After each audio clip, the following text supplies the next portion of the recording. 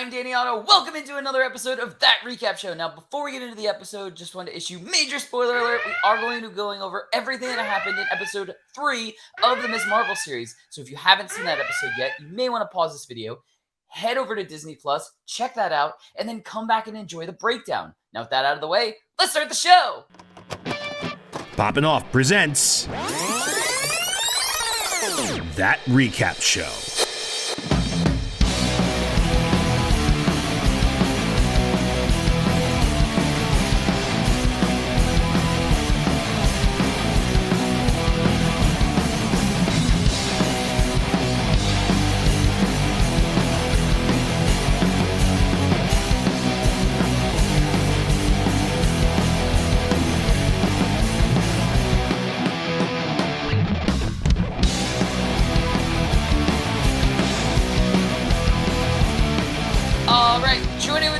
Break down everything from episode 3 of the Ms. Marvel series. It's Jon Jon Rico. Hi. Hi. How's it going? It's going pretty good. And episode 3, Ms. Marvel. This is I mean, we're halfway there, and that's a song title of a reference that we're going to talk about later on in our episode. Oh yeah. I'm quick with the references. But no, I mean, look, I'm still on record. I really like this series. I enjoy everything about it. Instant reactions, references, stuff like that. I'll go with my reference first, and it's so random, and I totally understand that, and I know everyone's just going to say I'm reaching just to have a reference, but I got a major vibe when I was sitting there watching it this morning, because I always watch it in the morning, during the kitchen fight scene where Kamala is, both kind of defending herself, but also trying to play it smart, trying to hide and kind of get out of the kitchen in a way at certain points.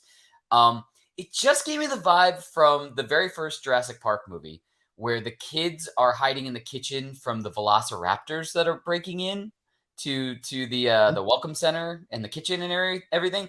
Just the way that she was kind of hiding behind one of the pillars, and we had one of the people walking down the hallway, and then they get to where she's hiding and she's not there, type of thing. It was giving me the vibes from the first Jurassic Park with Velociraptor. Right.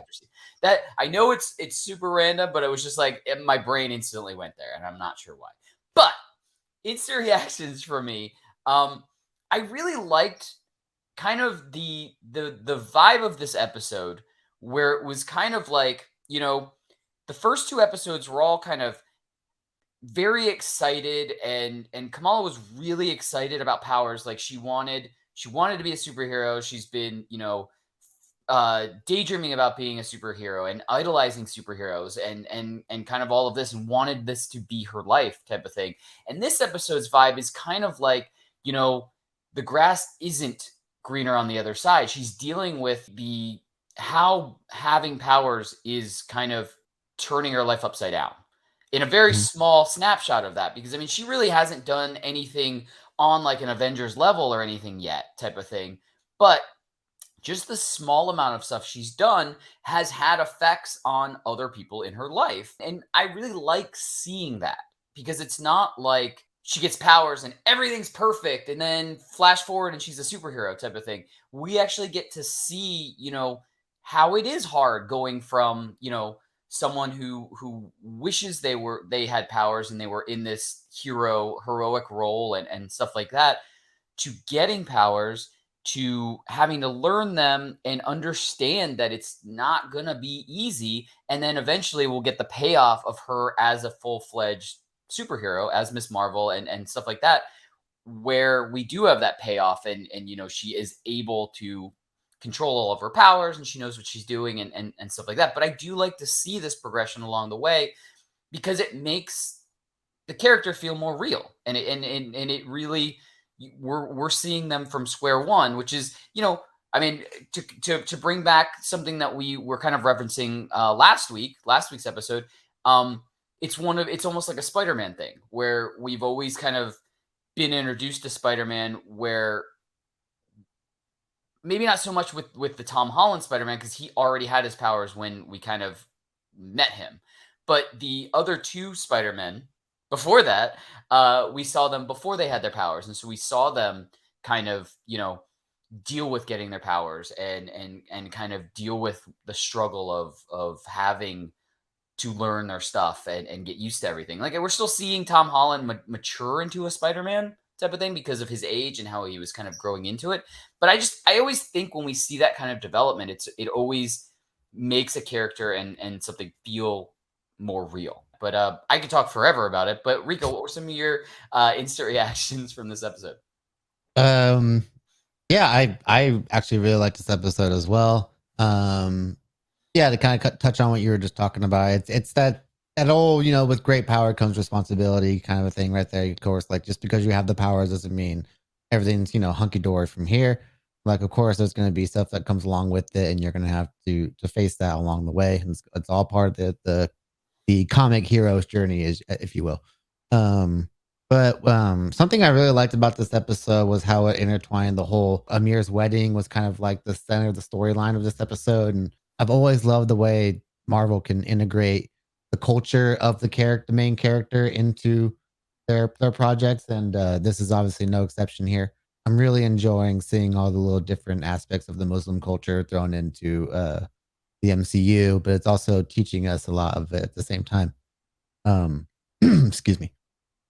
But so this question, this show really, like, every single time I watch an episode, it answers questions from the previous episode, but then on top of those answers, it just makes you ask more questions, and that's something I'm really enjoying, especially because I'm not like as well versed in the comics as I am other characters, of course. But so as I continue to learn stuff, I'm getting little tidbits here and there, stuff I remember, and it all kind of starting to the pieces of the puzzle are starting to come together for me a little bit more, which is really cool. Yeah, and so we this episode really got some answers and just some of the more deeper origins of Kamala's powers and the Mangle, of course, like that. And I'm excited to get more into that later on. Yeah, absolutely. And you mentioned the wedding, and I'm not going to go into the wedding yet because I know that's a So bunch of our cool. takeaways. But you mentioned the wedding, and the greatest part about the wedding is that we got the return of the homemade Hulk suit. That was at the wedding. That was in the dance. It was incredible. At least they got to get put to good use. It got Yeah. used in the wedding, which I thought was perfect. And I mean, that kid was having a blast wearing it. So I still say I would have had a blast wearing that to Avengers Con.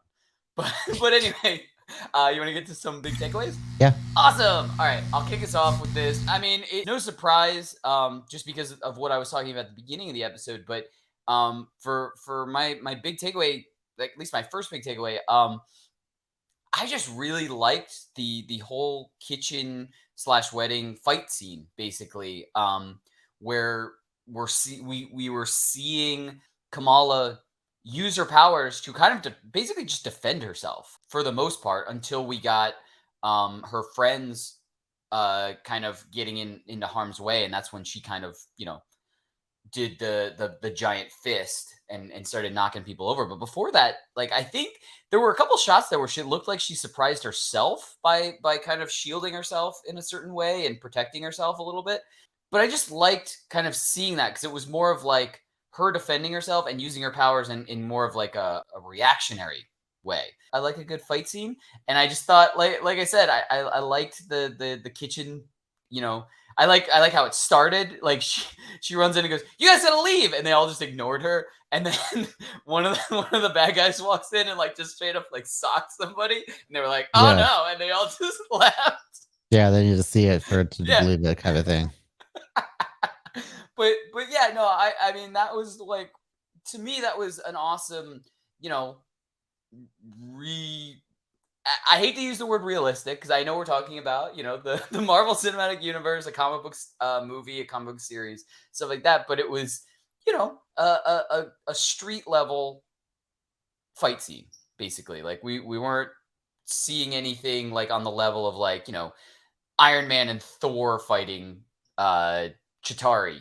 You know what I mean? Like we're seeing like street level fight scenes and stuff like that, and I enjoy that. Like, and I think it's all adding up to Kamala getting a handle on her powers and figuring out, so that she isn't just using her powers reactionary and stuff like that. Hopefully, down the line she starts learning how to actually use them, to go on the offensive, to not just be reacting to stuff and hoping that things work. The other thing was the damage control kind of helped her out at the end of there. Yeah, luckily. Yeah, they came in like right perfect timing and kind of took that whole team down. I watched another video that was talking about Easter eggs and stuff, but it was using, I think, Sonic tech that they kind of were trying to use on her in the earlier episode where she escapes and she jumps into the car at the very end of the one of I think it was the second episode. Yeah. Yeah. It's tech we've seen in past like Avengers movies and stuff like that used on other heroes. Not only that, but that tech started, I heard from an Easter egg video I watched, and I for the life of me can't remember the content creator. I wish I could give him credit. I can't remember. But I think it was first introduced in the Incredible Hulk. Like that's how long ago the Sonic. Yeah, it's tech that they use to stop the Hulk in the Edward Norton movie. Yeah. I think that's the first time we see it. So what I'm wondering is if, like, at first I was kind of starting to think that maybe damage control were gonna be Skrulls, because we're leading up to Secret Invasion. We're getting there. That's a series that's coming out soon. And so at a certain point, we're gonna have to start thinking about who could be a Skrull, who could not be a Skrull.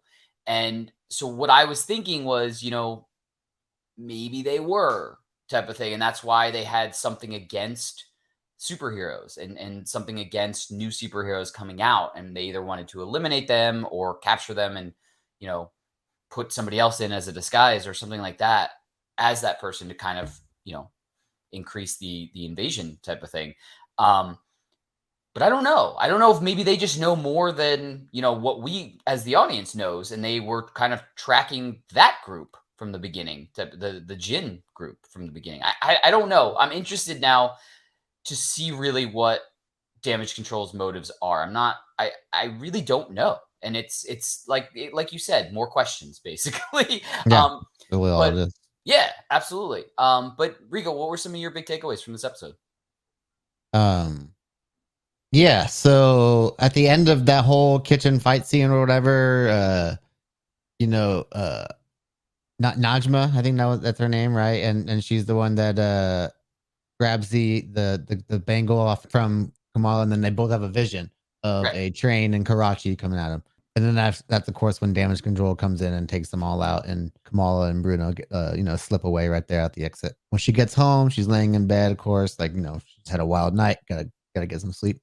Gets a call from Nani, and like, hey, Nani's back. And calls her, hey, did you see the train too? You're just like, wait, what? How did she see the train? How did Nani see the train? Is how one of the many questions that this episode posed. So like, what is her connection overall to the bangle? Because of course we saw Aisha for the first time at the beginning of this episode, which is pretty cool. But we don't know what happened to her after she pretty much separated herself from the rest of the Jinn. So I'm very curious to see what we're going to learn in the next episode regarding all that. But going back to the wedding, I just love this episode. Of course, I love a good, like, I don't know, the weddings just seem like the most fun to me. Like they really know how to do like celebratory parties and stuff like that. Of course, the dance routine was really great. Like you mentioned before, the kid coming out and the Hulk thing was a great callback to the first episode. So yeah, I was really excited when I saw that. Another cool thing that I saw was one of the co-creators of Kamala Khan is in the audience during the episode. Her name is Sana Amanat, and if you had watched the little like fans guide to Miss Marvel on Disney Plus special, you see her talking about the character throughout that. So it was really cool to spot her right there during the I think that was during the dance routine. The band's name being Brown Jovi is just hilarious.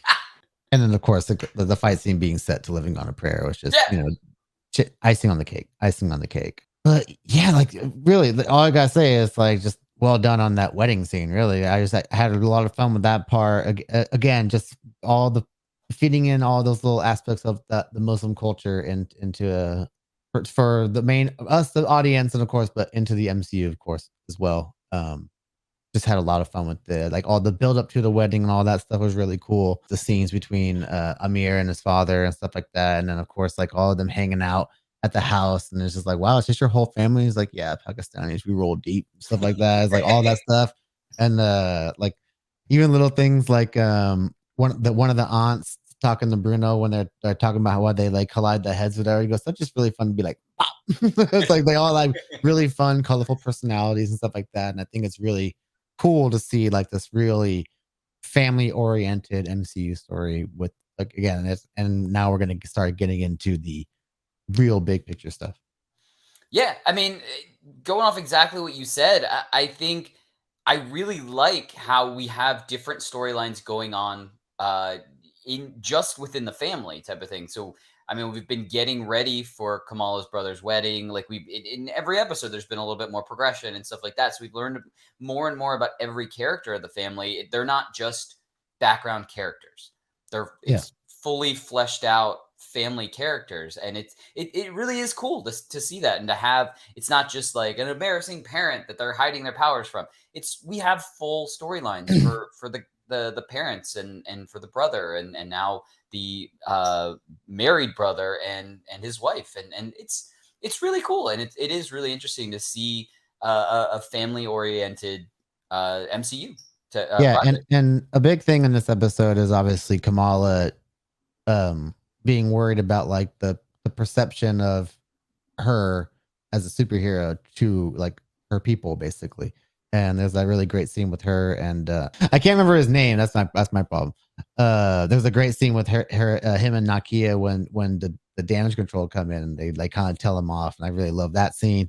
But he's really good, like the way he kind of stands by everybody. I really love that character and stuff like that, how they kind of integrate him into the entire it's the community feel of it. Like, it's not just their particular family, it's the entire community. It's the the Illuminantes, it's the mosque, it's all these yeah, all these people. But uh I love like when like they have that conversation. It's like, it's not good. It's not like what you are. It's what you do. And then of course her seeing her getting her mask. There's an interesting scene in there. They're talking about the events of Kamala's actions as a superhero. They don't know who she is, and I think it's her mom talking about the great shame her mother must feel because of like all what's going on and all that. And like it's all going into that same thing. Like how is her mother going to feel when she finds out that Kamala is that person? And it's gonna like it's going to be the morality clash right there for her. So she's going to have to get over that hump for her. So again, it's really cool development stuff going on here with all these characters. Yeah, definitely. So before we get into predictions, I just wanted there was two things I wanted to react to, and I've been sitting here holding on to it so I could react to it. First one, Nani. I am wondering because now we're pretty sure there are two bangles. What if Nani has the other one? And she just hasn't said anything because I get that the box with the original bangle that Kamala put on was from Nani. So what if she was holding on to one of them? So what if she's been wearing that one? What if Nani's had one the entire time? That's what I'm wondering, first off. Second thing is, Brown Jovi is perfect for a Bon Jovi cover band in Jersey.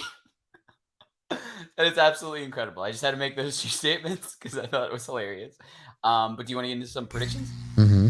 Awesome. Why don't you kick us off? Yeah, so we started off the episode with the bangle being recovered off of the severed Kree arm in 1942, India. Of course, that's where we first meet Aisha and the rest of the Jinn. As soldiers are about to kind of like converge on their position, they guys get separated a little bit, and that's like again, that's when she says that's the last time that she saw Aisha, and you don't really know what happened to her after that. Of course, she went and had a family and all that. But in that scene, of course, they reveal that there is a second bangle out there, as you said, and so of course, like you said, I was wondering out there, is there a second bangle out there? And of course, does that pretty much confirm that these are the nega bands that are from the comic books? which when the wearer they get a lot of power and stuff like that. And of course, they keep talking about how they need both to get back home because they want to get back home to the Nord dimension, as they call it. Again, another dimension that we've learned about within the MCU, just like Talo in Shang-Chi, which, of course, in this scene, as we get that top view shot of them, we see the 10 Rings logo. So apparently, like, there is a dead Kree somewhere in a 10 Rings location in India, like with one of these bangles. And so I'm really curious as to, that story of how that all got there. Um, and I'm wondering if this is possibly a dimension that was being pinged in the post credits of Shang-Chi. Like, it just creates another little possible theory for what that could be. These ancient relics that are tied to other dimensions, of course. Uh, so yeah, they're really setting up all these different MCU kind of like side stories that might not. We don't know how big uh they're going to play into the next huge story, but it's setting up something. And whether it can be continued in Shang-Chi 2 or Captain Marvel 2 or combining those two things together. Let's do it. I'm ready for all of it. I love that. More of that for sure, because I think that would be awesome if we got some sort of connection like that, and it's just like, you know, Shang-Chi, we get a connection with Miss Marvel and the bangle, and because we still don't even know exactly where the rings that Shang-Chi's dad had came from, right? Yeah, we don't know the origin of. I don't think we get the origin of him getting them per se. We just see him Right. attacking early on. Right. Yeah. So I'd be really interested to see if like we got some sort of payoff, like and we see that they're somewhere connected type of thing. Like that would be crazy. It would be awesome. I'm Mhm. all for that. Like the more intertwined that we can get with the new, you know, phase 4 and phase 5 and beyond Marvel stuff, the better. Because I think that really makes everybody's stories more interesting type of thing when we start getting characters intertwined with other characters, and all this ancient relics and stuff like that having origins that kind of slowly tie together. I mean, that brings up a theory that you brought up. I don't even know, it might have been the first episode you were talking about, that with what if there was, you know an ancient group of people that were using these Yeah, an relics. older generation. Right. Yeah. So, like, I mean, that might even be a payoff type of thing, and then, Mhm. could be exactly what you said with, that's how they knew the Fantastic Four and just stuff like that. It's really like this is the kind of like theories and stuff that I can listen to for forever, because I just it's so much fun to just imagine connections and listen to other people not argue, but just kind of talk about like connecting dots, even if they don't connect like later on. It's just interesting to kind of, you know, It's planting seeds, and that's what they've been like. right. Who knows, like how they'll pay off, how many years down the line? But they're some of them may not. Some most likely will. Yeah, no, I'm all about it and all for it. I love those kind of theories and predictions, and I will watch those kind of videos all the time. But anyway, so for my prediction, I really, again, it's following the same suit. I don't know exactly if I have a prediction, but I'm just wondering, um, if they're going to force Kamala to try to open the doorway at some point to this other dimension that the group of Jinn want to like go home to, basically. Mm. If that is going to be the point where Kamala actually has her comic accurate powers. And I'm not saying that I'm upset with the way that her powers are now, because I've already gone on record. I haven't read the comics before the series. Um, but we've already gotten a confirmation from Bruno that the powers aren't coming from the bangle. They're coming from inside, basically. So she's had them there. There's just the bangle unlocked whatever she already had. So I'm wondering if in trying to like forcing her to try to, you know, use as much as she possibly can to open a doorway. Cause I gotta imagine it's not gonna be like a doorway open type of, you know what I mean? It's gonna be like full on, full force, as strong as she can to try to open up a doorway or something. I'm wondering if that is the event that either breaks the bangle and then she has her powers without having to wear the bangle, or if that gives her like like the comic accurate powers, because some of the videos that I've been seeing about just kind of breaking down the episodes and stuff like that is that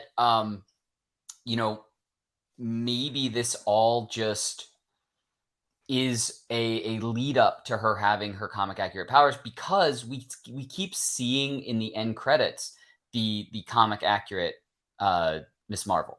You know what I mean? So everyone keeps saying, like, why would they be throwing that out there and putting it there if they weren't eventually going to, have it sync up, type of thing? Because they would kind of want to, shy away from that if they were changing her power set in general, type of thing. You know what I mean?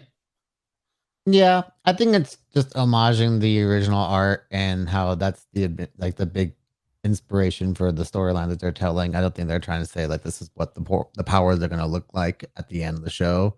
Although like they could do that at the end, but I don't think that's their way of like, low key telling you that's how it's going to happen. I think they're just saying like these are the stories that inspired us, and we want to give like actual love to the artwork that made this character as popular as she is, really, because a lot of the covers and stuff like that are used in posters and the imagery in the show itself. So it's a big inspiration to what they're doing in the show. Very cool. Yeah, Yeah. I mean, I think, I mean, my safest prediction is that I think before the end of the series, the bangle is either going to come off or break, and she's still going to be able to use powers, whether it's the powers that we see right now or whether it's more comic accurate powers. I think there's going to be an event where the bangle is broken or taken off, and she still has powers, because we've already been told that it's not coming from the bangle in the first place. So I mean, we gotta get the second one, the second bangle too. yeah, So it either leads with both or none. yeah. Yeah. But anyway, that's what we think. Let us know in the comments below. What did you think of episode 3 of the Miss Marvel series? And do you think we're going to get a more comic accurate depiction of her powers before the end of the series? And do you think, either way, do you think that we are going to have her using powers without any bangles, whether it be 1, whether it be 2? I think we're going to get it without any bangles before the end of the series. And as always, don't forget, like, subscribe, and turn on notifications to hear about all of our latest video updates. Bye, everybody!